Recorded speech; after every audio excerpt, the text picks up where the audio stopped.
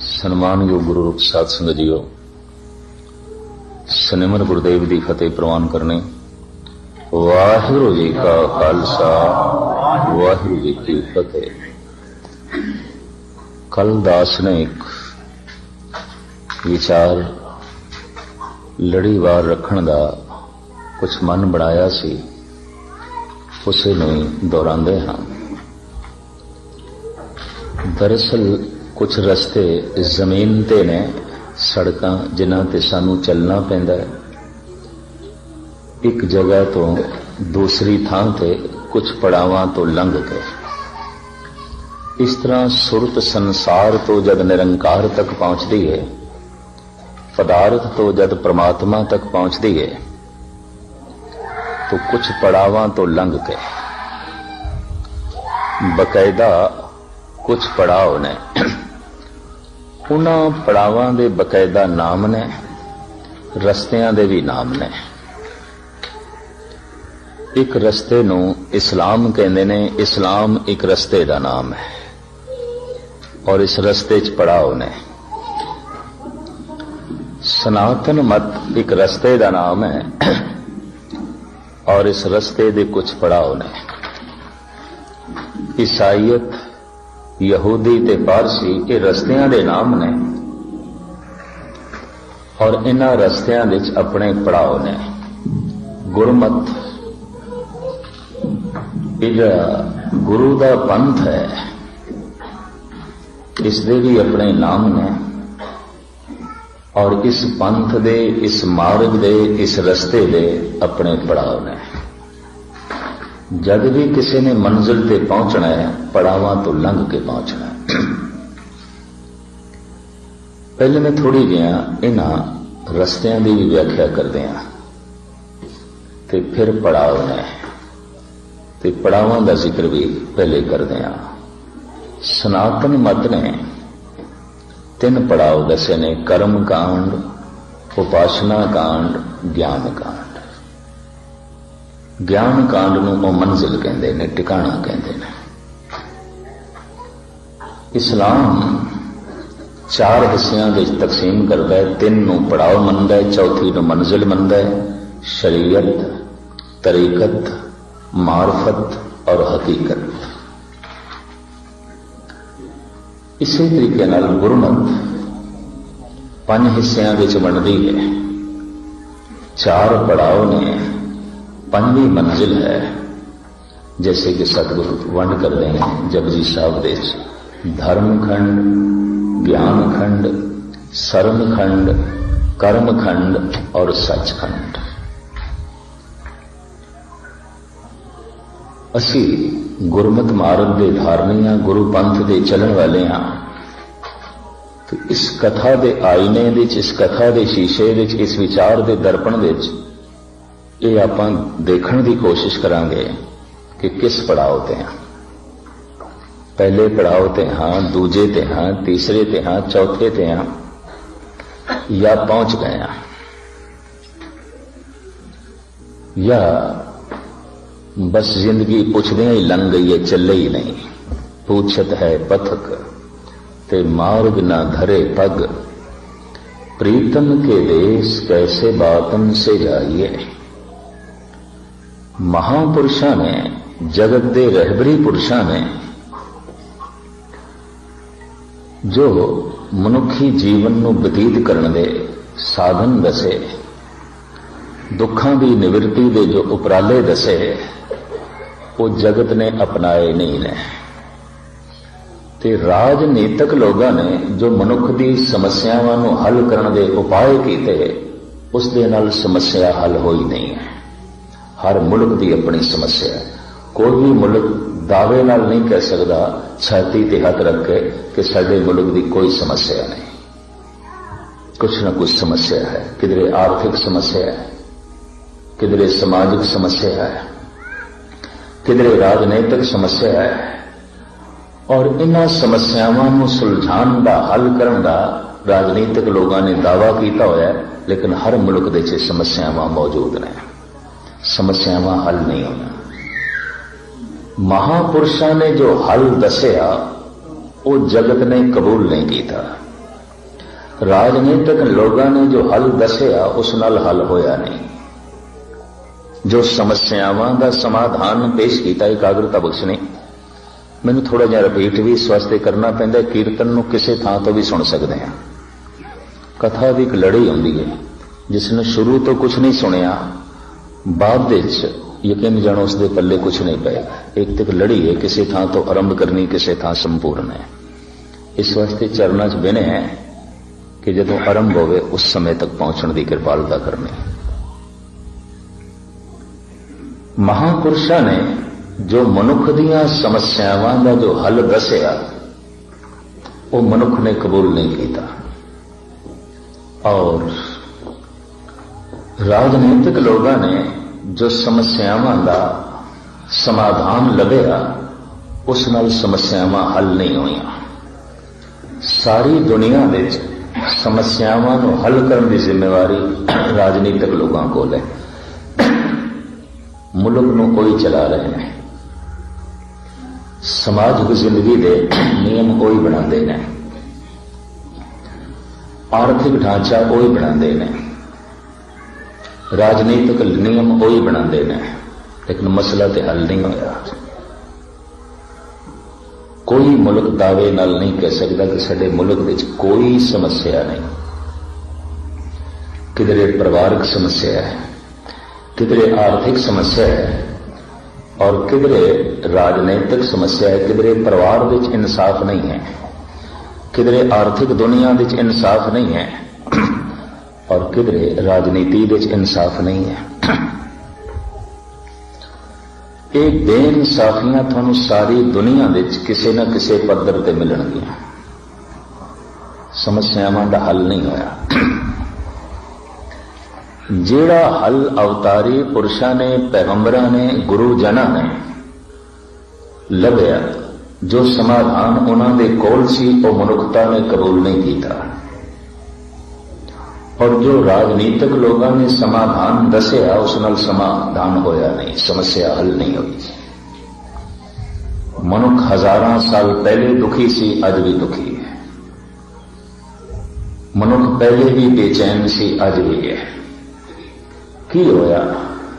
हजारां विच एक दो आदमियों ने कोई रब्बी आनंद मान लिया, समाधि लीन हो गए। ये कोई बहुत वड्डी गिनती नहीं है, ये निराशाजनक है। ये बिल्कुल मायूस कुन हालत है कि 1000 बूटे लगाए जान एक बगीचे विच, सिर्फ दोवां नूं फुल लगन, फल लगन, बाकी सुके सड़े मुरझा जान।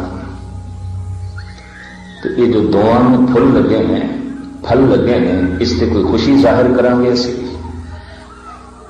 नहीं, वो जो सैकड़े मुरझा गए।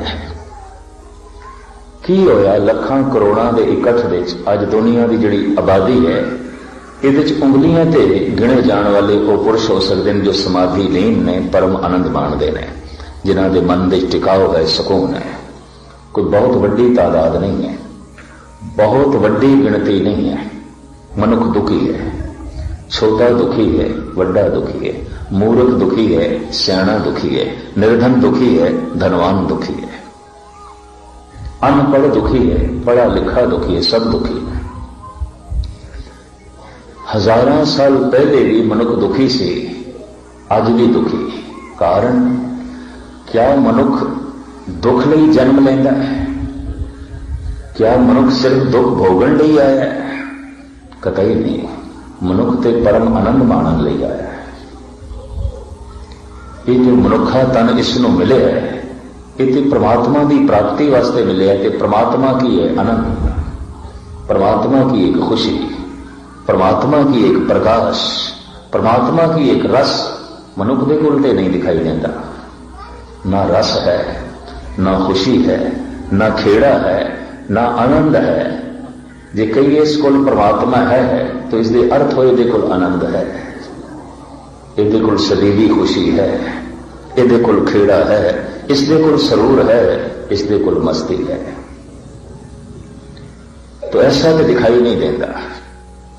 महापुरुषों ने जो समाधान लभ्या, वो किसी भी मनुख ने कबूल नहीं किया। मैं फिर अर्ज करा, करोड़ों कोई 2-4 हो गए, ये कोई बहुत वड्डी गिनती नहीं है। और राजनैतिक लोगों ने जो समाधान दसे, इस नाल समस्या हल नहीं हुई।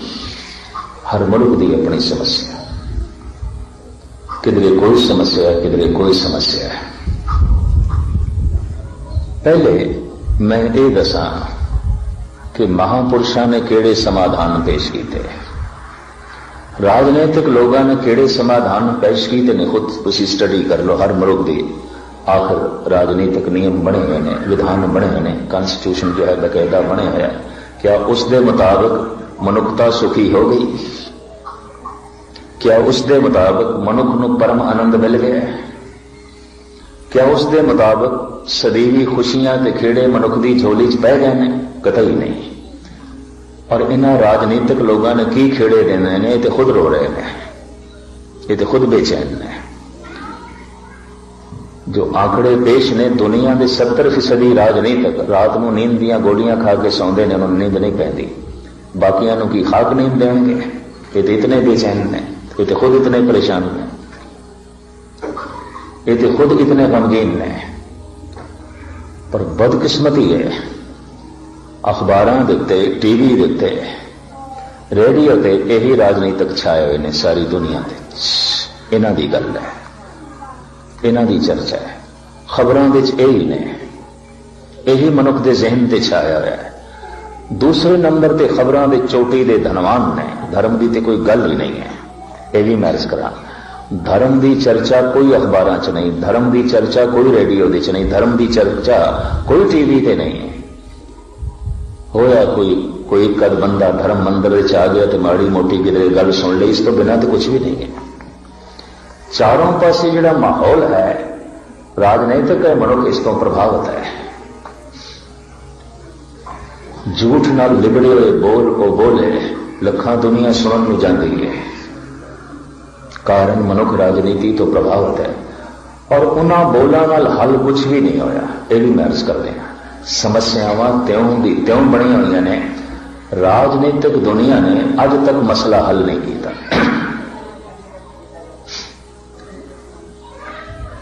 धर्म ने जो मसला हल किया है, जो समाधान पेश किया है, जो दवाई अगों रखी है, ये मनुख ने कबूल नहीं की। तो तुसी आखोगे धार्मिक पुरुषों ने केड़ी दवाई पेश की है, वो मैं थोड़े सामने रखा।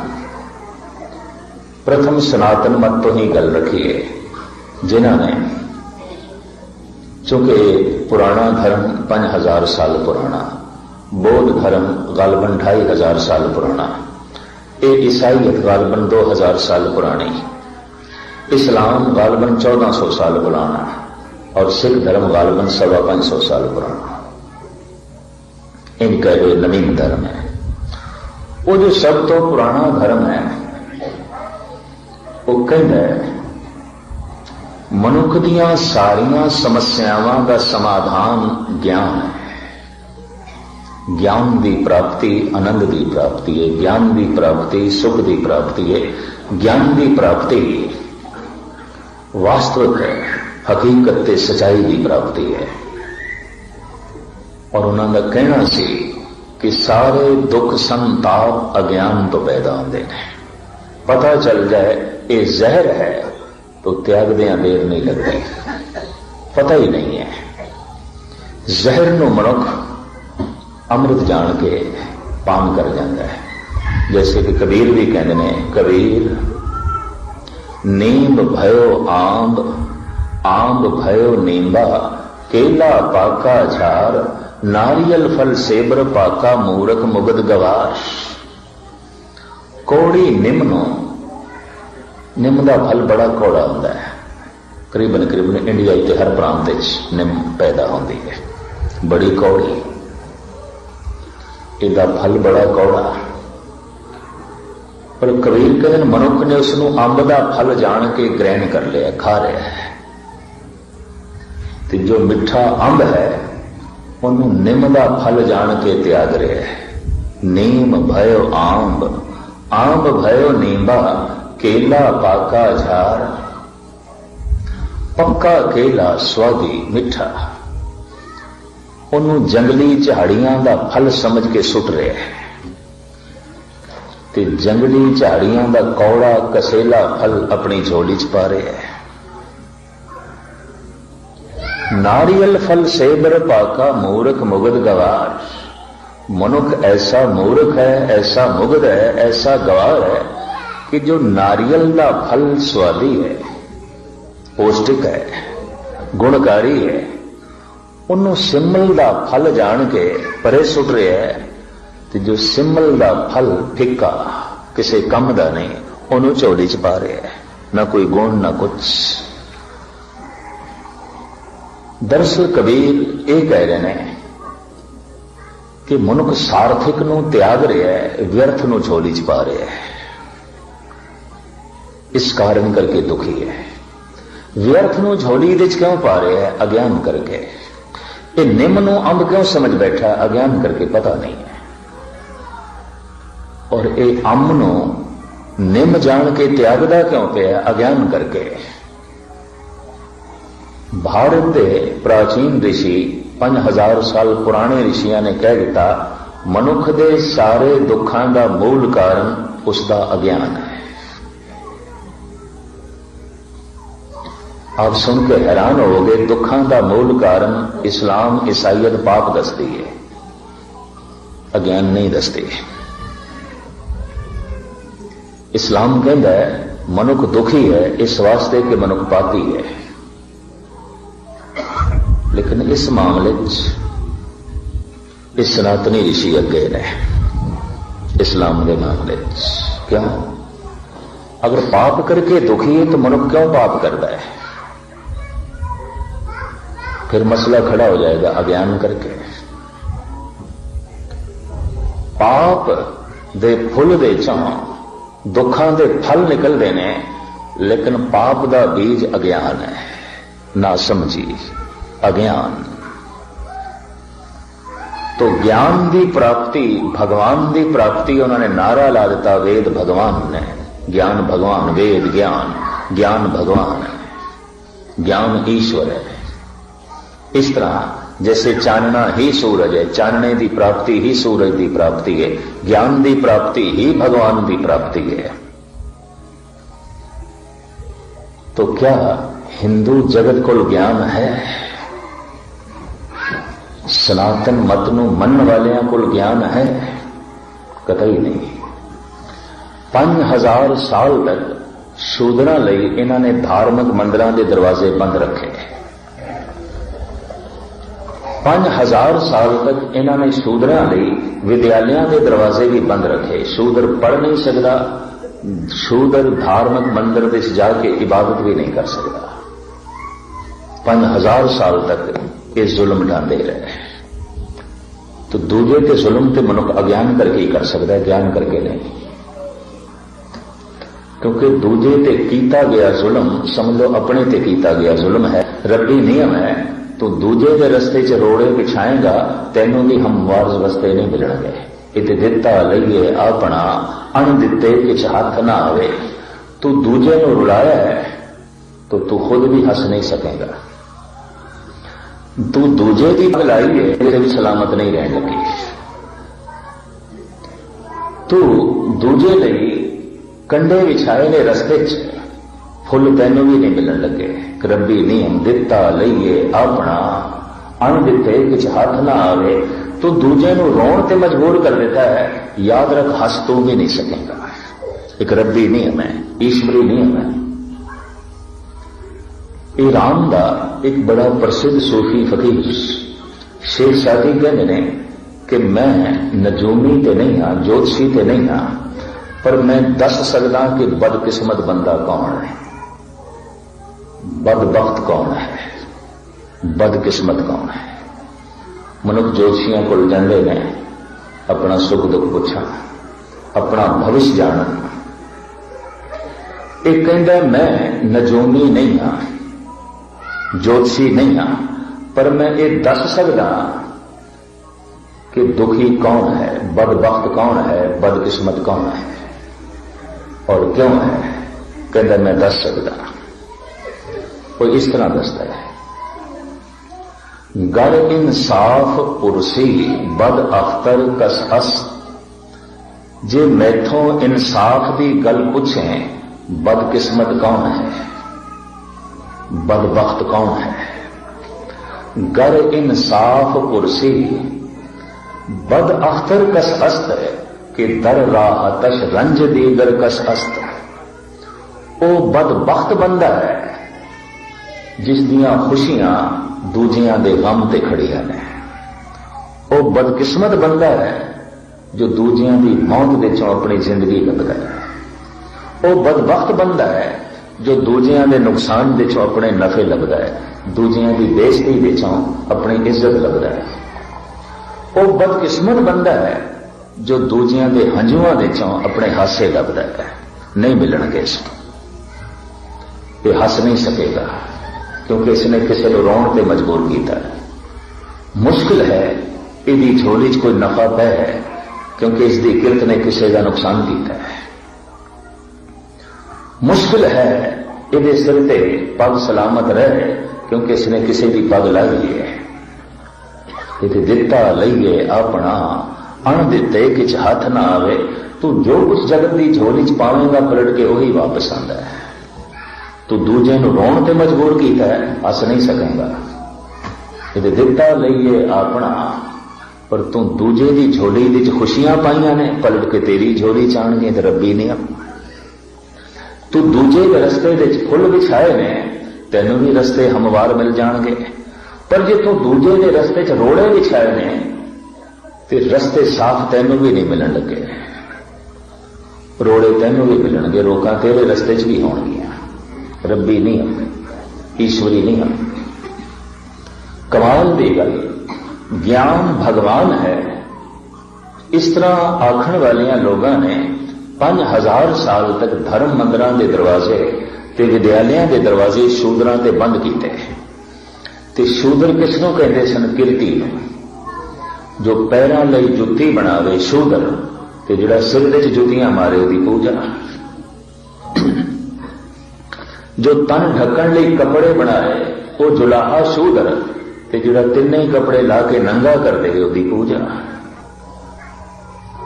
जो रहने लई मकान बना के देवे राज मिस्त्री ये शूदर, ते जो बने बनाया मकानों नूं अग ला देवे उहदी पूजा, उसकी प्रतिष्ठा।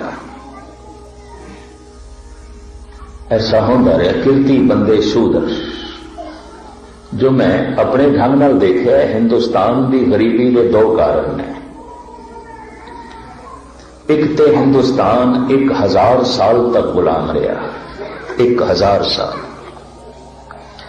ये ईरानियां का गुलाम रहा, अफगानियां का गुलाम रहा, मुगलों का गुलाम रहा। इत्थे अरबी आए, डच आए, मंगोल आए, पुर्तगेज आए, फ्रेंच आए, फिर अंग्रेज आए, सब का गुलाम। एक विद्वान का ऐसा कहना है, जिहड़ी कौम जेड़ा देश एक दिन लई गुलाम हो जाए, समझ लो बीमार सी, बीमार सी, थोड़ी तबीयत खराब सी। ठीक होया ते संभल गए।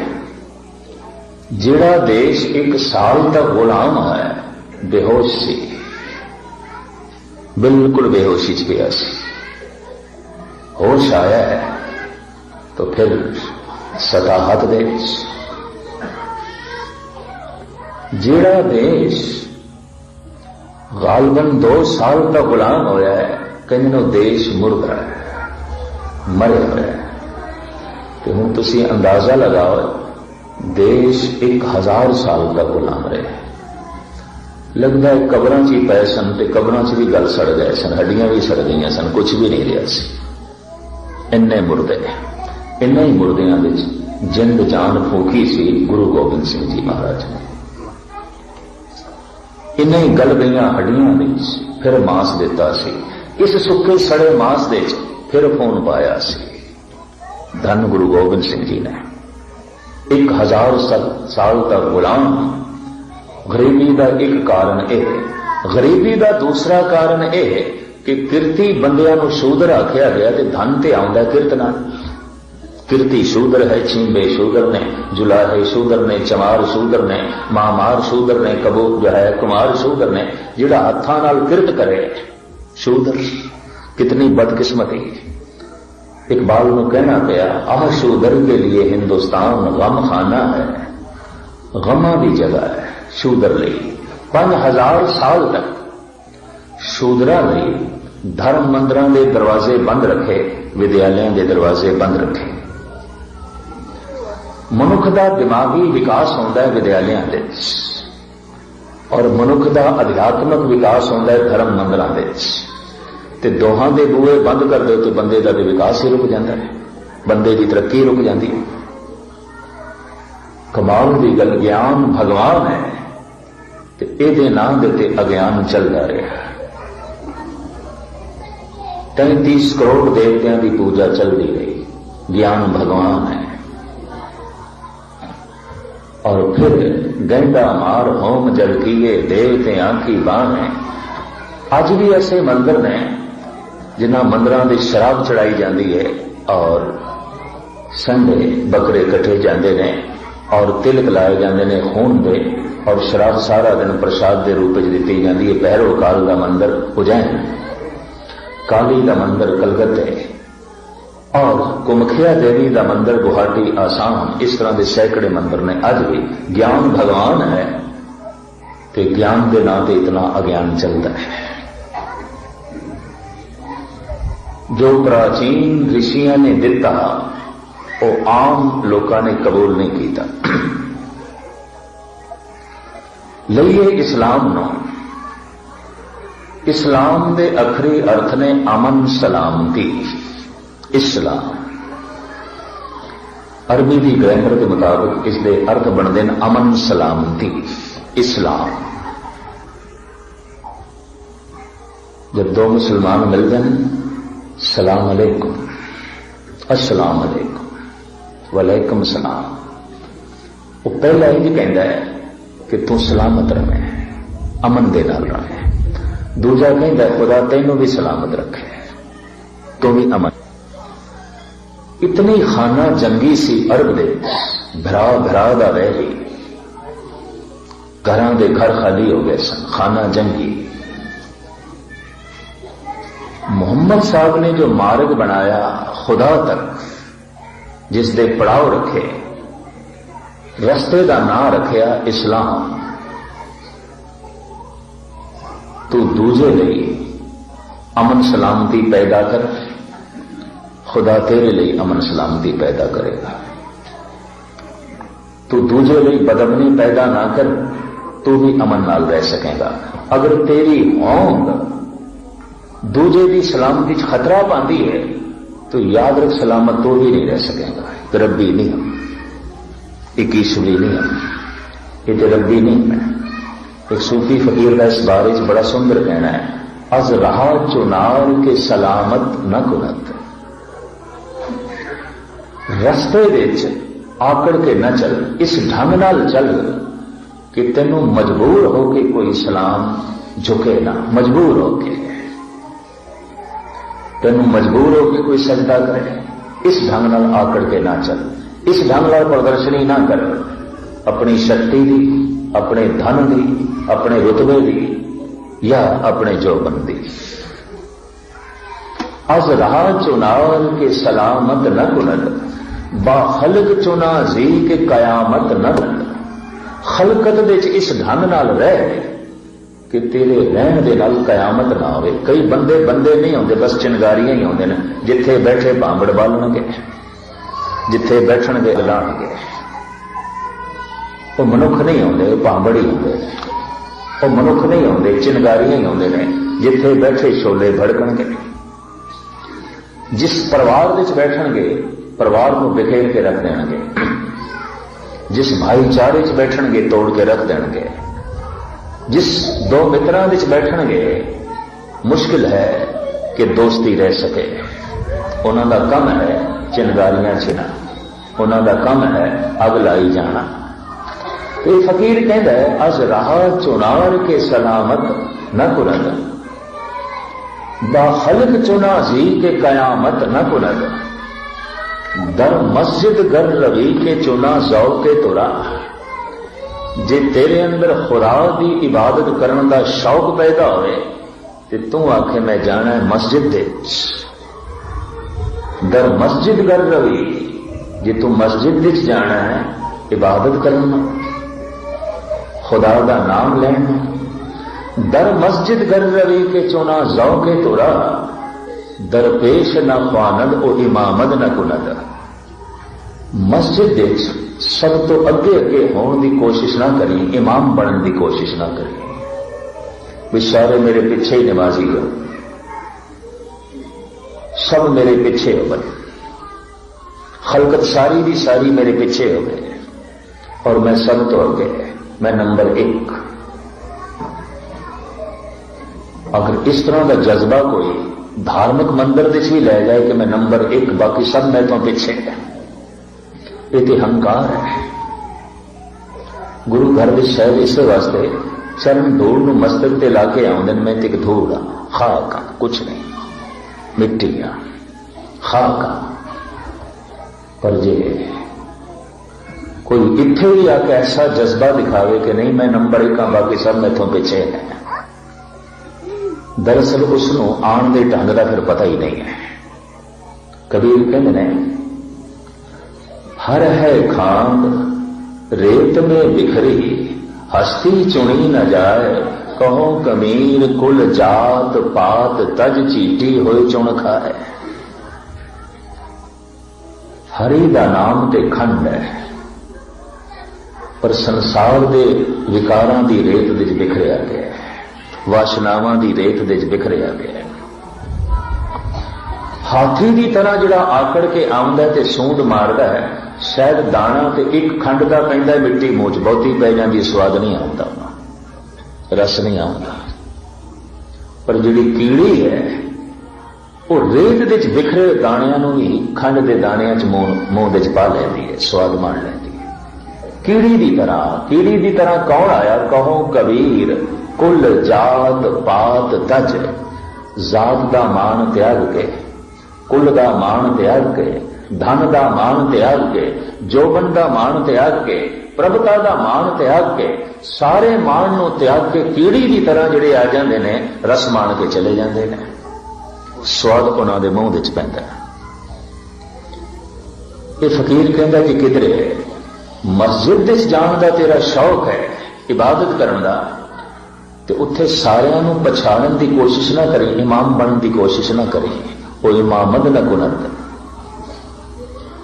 अमन सलामती इस्लाम, लेकिन यकीन जानो मुसलमाना ने जितना मुसलमाना का खून बहाया है किसी होर ने नहीं बहाया। ये भी मैं अर्ज करते हैं, शिया ते सुन्नी मुसलमान साल दे साल लड़ते हैं और बड़ा खून बहाते हैं एक दूसरे का। मुहर्रम के दिनों पाकिस्तान के झगड़े हो जाते हैं, बांग्लादेश के झगड़े हो जाते हैं, अरब देशों झगड़े हो जाते हैं, हिंदुस्तान के झगड़े हो जाते हैं, बड़ा खून खराबा होता है, एक दूसरे को मारते हैं और इस्लाम के नाम से लड़ते हैं, जब इस्लाम का मतलब है अमन सलामती।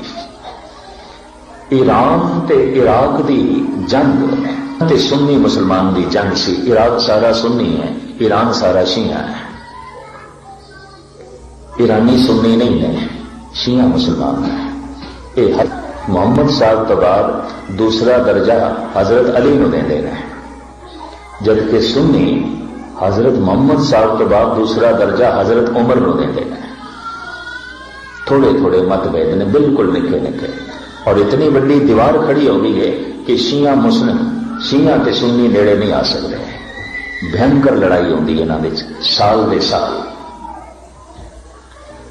और गजब की गल यह है, इस तो इलावा और भी अनेका छोटे छोटे कारण ने जिस कारण करके सदियां तो मुसलमान मुसलमानों का ही खून बहाते रहे हैं।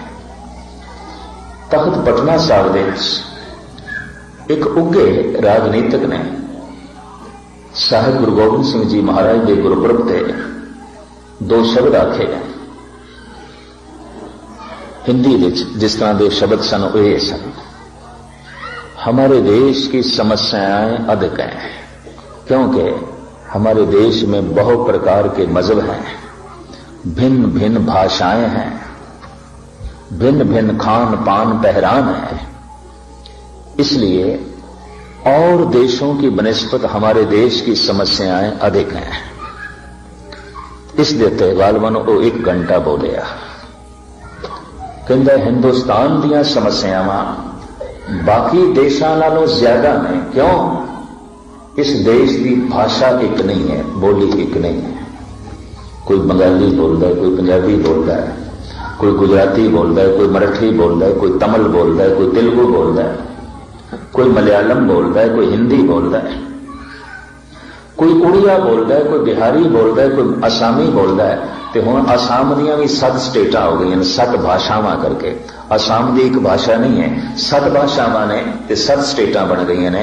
आसाम, अरुणाचल, मिजोरम, नागालैंड, त्रिपुरा, मेघालय, मणिपुर, ये सारियां भाषावां के आधार देते आसाम 7 टुकड़े हुए हैं।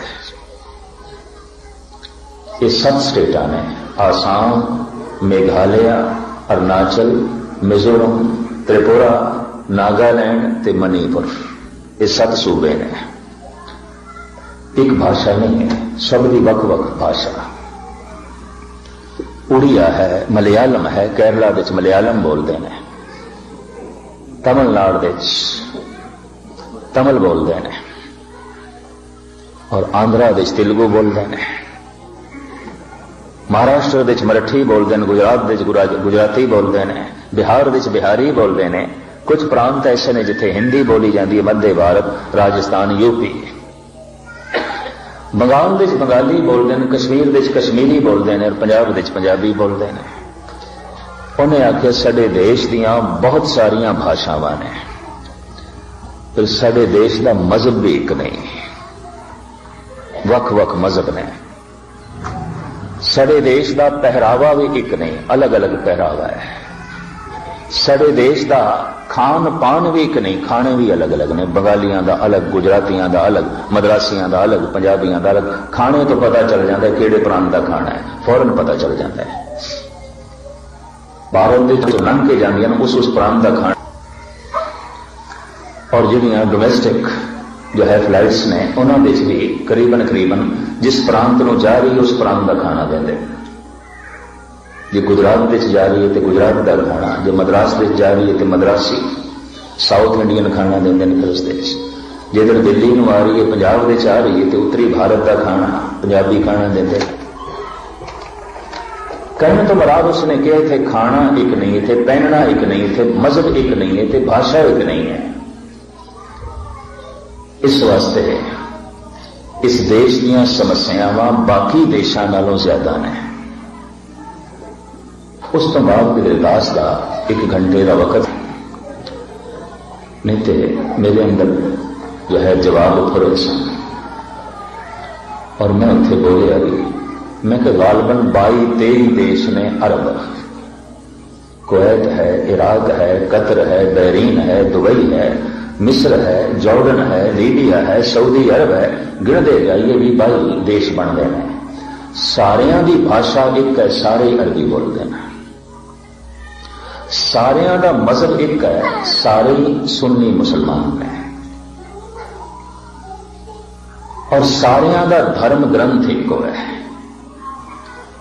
सारियां का इष्ट भी एको ही है, मोहम्मद साहब। सारियां दा मजहब एको है, मुसलमान। सारियां दी भाषा एको है, अरबी। और सारियां दा पहरावा भी एको है, लंबा चोला पहनते, सिर ते रुमाल बंदे, एक रस्सा बन लेंदे उपर। पहरावा भी एको है, ते सारे एक दूजे दे खून दे प्यासे ने। सारे एक दूजे नाल नहीं बनते, मन मुटाव ने। हुणे थोड़े ही दिन ही होए इराक ते कुवैत दा खाड़ी युद्ध होया। इराक ते ईरान गालबन 9 साल लड़ते रहे। आज तक जितना मुसलमाना ने मुसलमाना का खून वहाया और वहा रहे ने, यकीन जानो किसी दूसरे ने नहीं। ये भी मैं अर्ज कर दें, बिल्कुल छोटियां छोटियां गल्लां करके इन्हां दे झगड़े ने, बड़ा ही खून बहाते हैं, बहुत लड़ते हैं, रज के लड़ते हैं। इस्लाम तू दूजे नूं सलामत रहन दे। मुहम्मद साहब ने तो इंज आख्या सी कि तैनूं खुदा की प्राप्ति हो जाएगी, ये तो दूजियां दे पैर लत्तां पे वड्डदे ने, दूजे दा चलना औखा पे करदे ने। है मुख्तसर मैं अर्ज करा, वेद ही भगवान है, ज्ञान ही भगवान है। क्या तमाम हिंदू जगत ने मन लिया? नहीं, अज्ञान ही भगवान चल रहे होते थे। बड़े वितकरे, बड़ा भेदभाव, बड़ी जात पात। 5000 साल तक शूदरां लई धार्मिक मंदिरां दे दरवाजे बंद, विद्यालयां दे दरवाजे बंद। ईसाई जगत नूं लईए, ईसा ने ईश्वर की प्राप्ति, खुदा की प्राप्ति प्रेम ते रखी है। और उसने साफ कह दिता सी, अगर प्रेम प्राप्त हो गया तो समझ लो खुदा मिल गया। प्रेम सारियां नाल, पहले परिवार नाल कर, फिर संसार नाल कर, ताकि वह प्रेम वद्दा वद्दा निरंकार तक, खुदा तक पहुंचे। इस वास्ते ईसाई दुनिया साफ कह दिता गया, लव इज गॉड, प्रेम ही परमात्मा है। पर यकीन जानो, जितना ईसाइयों ने नफरत फैलाई और जितने देशों ते राज कीता ते लुटिया, और इन्हां दी परिवारक जिंदगी की है, जो पिछले दिनी यूरोप की परिवारक जिंदगी के मैनूं आंकड़े पढ़न नूं मिले ने, 45% शादियां टुट जांदियां, तलाक हो जांदियां। रिश्तियां विच कोई मजबूती नहीं, कोई पक्याई नहीं। तो रिश्ता कदों टुटदा जब प्रेम नहीं है? मां बाप का बच्चियां नाल प्रेम नहीं, बच्चियां का मां बाप नाल प्रेम नहीं, पति का पत्नी नाल नहीं है, पत्नी का पति नाल नहीं है। रिश्तियां दी दराड़ आ गई है। तो जे परिवार विच प्रेम नहीं तो संसार विच की खाक होगा? किस तरह होगा? प्रेम तो उतों शुरू होना सी। लव इज गॉड, ईसा दे बोलां दी तजियां उड़ा के रख दित्तियां ने इन्होंने। कुछ भी नहीं, इस चक्कर च ना पैना। बैरूनी जिंदगी देख के ठीक है, आर्थिक उन्नति देख के कितने बहुत प्रभावित ना हो जाना। अर्थ होवेगा, धन होवेगा, ईसा का दिता हुआ धर्म नहीं है। ये मैच कर दें, कोई नहीं है, बिल्कुल नहीं है। लव इज गॉड, प्रेम ईश्वर है। क्या है प्रेम? अद्धी तो ज्यादा दुनिया इन्होंने हथिया के रखी सी, राज कीता है। ते राज कीता कईयां नूं फांसियां ते चाड़ के, कईयां नूं कतल करके, कईयां नूं जोक तोक करके, कईयां नूं जला के, कईयां नूं मार के, एवें राज मिलदे ने। सारी दुनिया हथियाई ने, खूब लुटिया। जिथे गए उत्थे दे बाशिंदियां नूं पैरां थले लिटाड़िया ते मारिया। एवें राज मिलदे ने, एवें मुल्क मिलदे ने। लव इज गॉड, प्रेम खुदा है। ते प्रेम दे नाम दे उत्ते कितना जुल्म, कितनी नफरत, कितनी हकारत, कितना जुल्म ते तशद्दुद चलदा रहा। इस्लाम क्रांति नूं पैदा कर, तेरी होंद बदमनी ना पैदा करे, तो यकीन जानो कदम कदम ते बदमनी मुसलमाना तो होई। ज्ञान ही भगवान है, कदम कदम ते देखण नूं मिलदा है। प्रेम ही खुदा है। प्रेम ते घर विच भी नहीं पिया मिलता, बाहर भी खाद मिलेगा, बच्चियां की दुनिया च भी नहीं मिलता। अगां चलिए, गुरु नानक गुरु गोबिंद सिंह जी महाराज ने जगत की झोली विच जिहड़ी सौगात पाई, उसनूं आख्या सिक्खी। सिख तो ज्यादा निर्माण शब्द होर कुछ नहीं हो सकता। सिख का मतलब है कि मैं सीखना चाहना और मैं कुछ भी नहीं जानता।